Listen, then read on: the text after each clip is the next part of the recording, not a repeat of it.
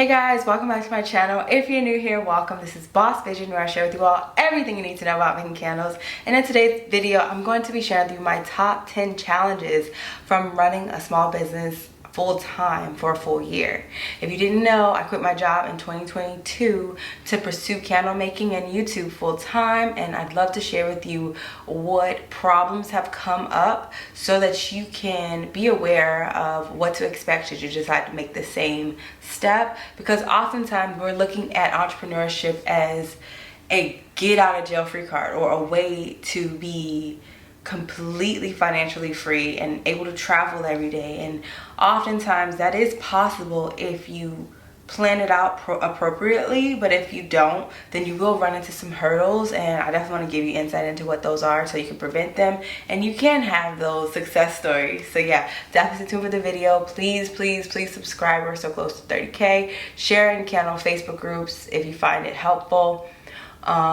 Like this video, comment down below what you think of these challenges, and then I'm also going to be exposing how much money I've made from candle making in the first full year of doing it full time. So definitely stay tuned for that at the end of this video. Okay, number one, taxes. Yes, this is something that I knew was coming, but I was avoiding it. Honestly, if you have a 9 to 5, your entrepreneurial efforts on the side, you typically don't have to pay as many taxes because you're paying a lot of taxes for your full-time wage. So a lot of things you don't have to claim if you have a W-2 to file, you know. But if you don't have a W-2 for a 9 to 5, then you're just filing with your business, and it's such a challenge because there's so many things you have to write off, and then you have to be mindful of the fact that the IRS is going to come back and ask for more money from you. It's just a lot, guys. I would definitely recommend that you get into not TurboTax, what is it called?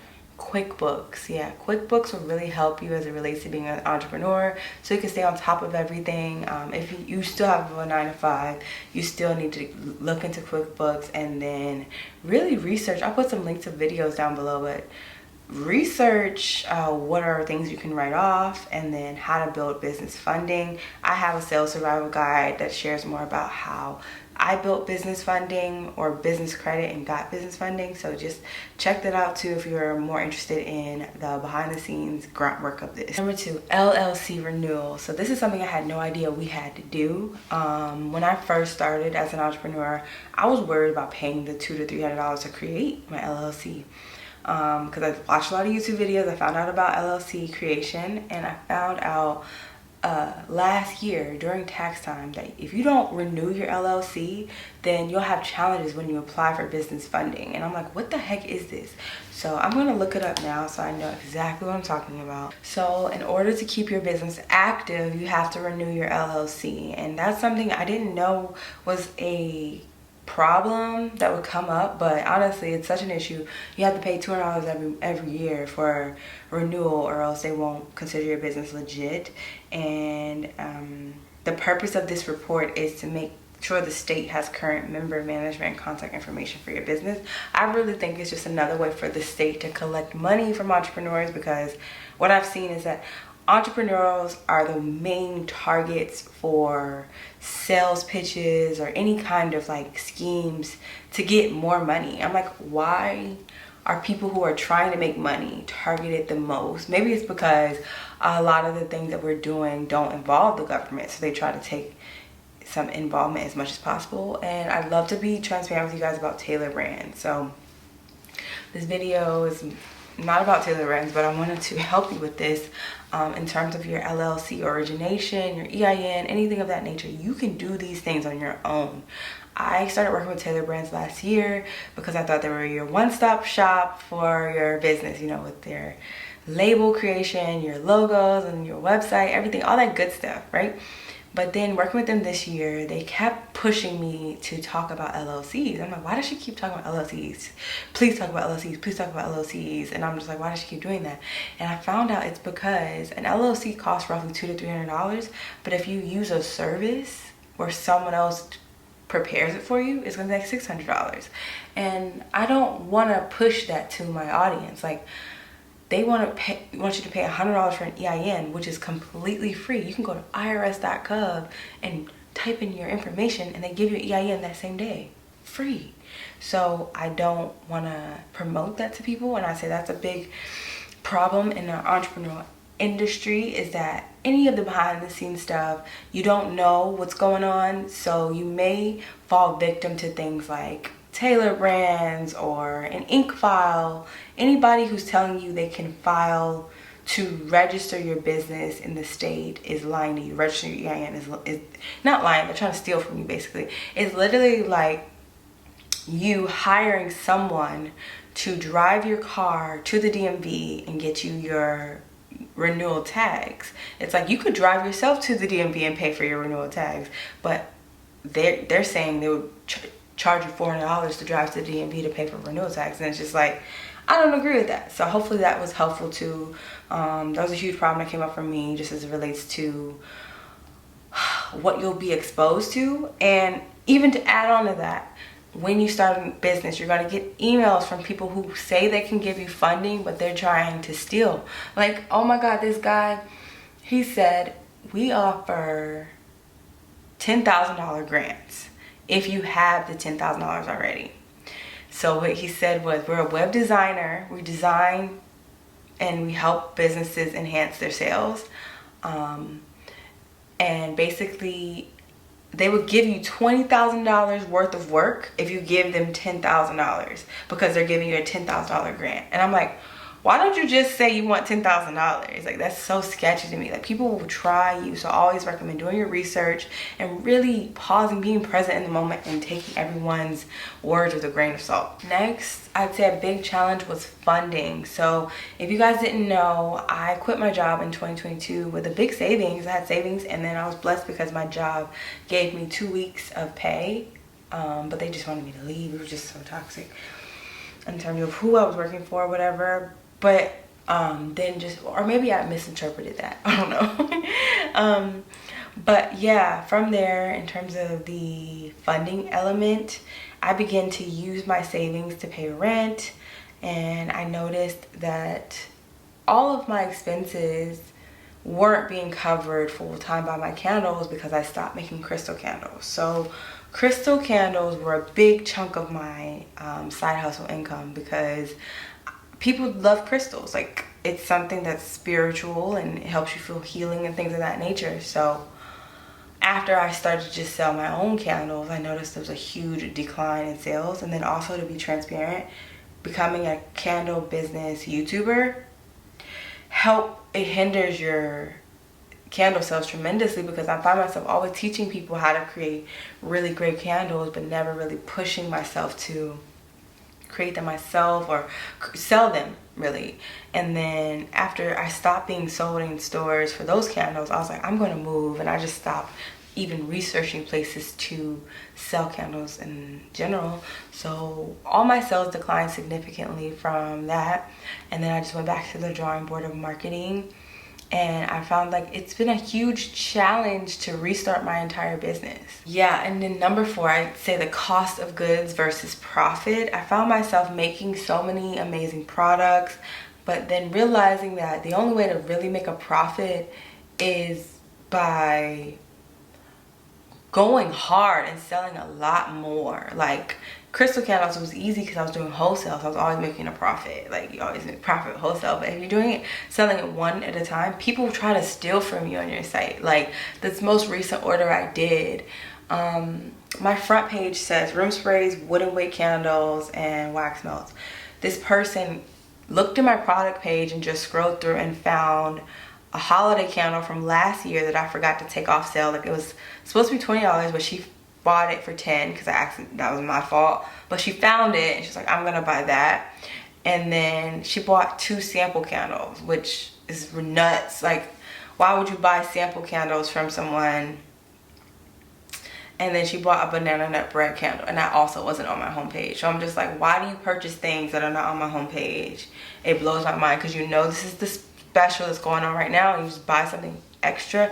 So the challenge for me has been identifying my new audience's desires and really adhering to them, because maybe that's why she bought banana nut bread. But then again, I don't even like those scents. I'm at this point in my business where it's like, I don't even like what I'm selling. So I'm like trying to figure out, why am I doing it? You know, why am I selling candles? I mean, I love the way they smell, but it's like, why? Okay, and then imposter syndrome. Oftentimes that came into play this summer when I realized I wasn't getting a lot of sales. I was like, why would I think I could do this? I should have never quit my job. That played a significant role last summer because I was just like, what the heck? And then I'm just like pushing and encouraging people to create their businesses, and I'm noticing that the effort I'm giving other people's businesses is taking away from my own. So it's just been a lot. Like, I've been struggling to pay a lot of bills. A lot of bills have come up, and honestly, I don't know how I'm going to pay them. Like, they're coming up December 1st. Like, I don't know how I'm going to pay this stuff, but I'm going to try.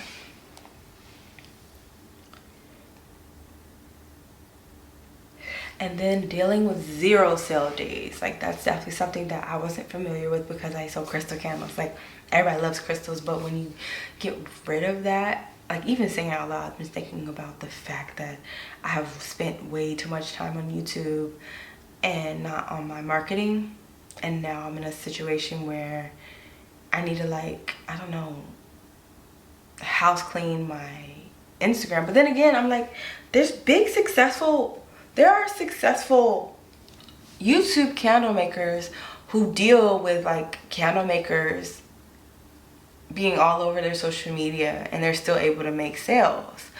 I think maybe that is a limiting belief of mine, just thinking, oh, candle makers are hurting my sales. Maybe y'all aren't hurting my sales. But then I saw Jerica. She's a soap business owner, and she's decided to create soap videos and then link her Etsy. And because she linked her Etsy, all the soap creators kept clicking on her Etsy and hurting her search engine optimization. When you share your stuff, people who want to do what you do are not going to purchase from you. Obviously, they're just going to watch. They're going to watch silently. Like, I'm recording this video right now, but I'm so sure people from my past are watching, and they would never dare say they're watching me. Or people who want to do what I'm doing are watching, and they would never say that or whatever. But it just goes to like the challenge of being a YouTuber and a candle business owner at the same time. It's like, you just hope that your YouTube does well, because it will hurt the crap out of your business, because all of these people are just asking me questions. What wick do you use? What jar do you use? And yeah, paying bills, back to that. Yeah, that would be a huge problem that has come up. I miss being cushy and having my job. Okay, so yes, I have my phone here. So we'll just go to my Shopify, and I'll pull up my sales from last year and this year, and then I'll also add in my